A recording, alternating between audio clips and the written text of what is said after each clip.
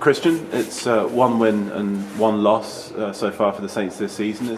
Are you satisfied with that, or is there still plenty to work on? No, I don't think we're satisfied. We're never satisfied losing.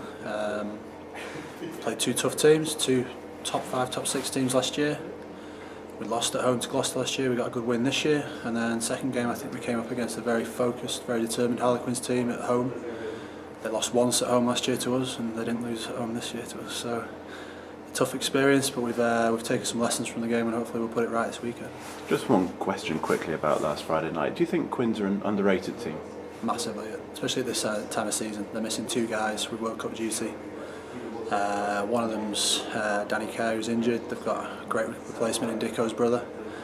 And Tom Guest obviously was replacing Nick Easter, but they brought in another lad, Chris York, who played very well. I think it shows they're a team much like us, young, very hungry for success. They got a bit of silverware last year, and I think they'll be up there again this year. London Irish this weekend, lost by a point on Friday night, lost narrowly in round 1 as well, also to Harlequins. How much of a danger are they going to pose this weekend? A very dangerous team if you let them play their game, like a wide, expansive game, ball carrying forwards who like to play loose, and we know we need to be extremely vigilant when they've got the ball, cut down their options and make sure we keep the ball as much as we can. As far as obviously there's a lot of focus being put on the second row when it comes up against London Irish. When you're planning for that, how much time do you put into that yourself? Yeah, the line-out's my responsibility. If it goes wrong, I'll get the chop. So we do a lot of work every week. It starts the day after the last game we played, and it finishes obviously at the 80th minute on Saturday. So we do a lot of work. Same as with every team.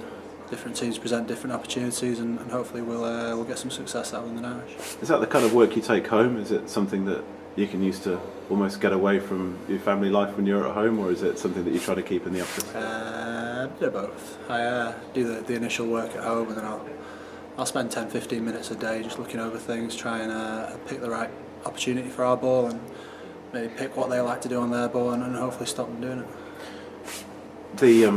One of the kind of unsung heroes so far this season, second row partner of yours in pre-season and last week is Samu Manoa, who's come from nowhere really to start both games.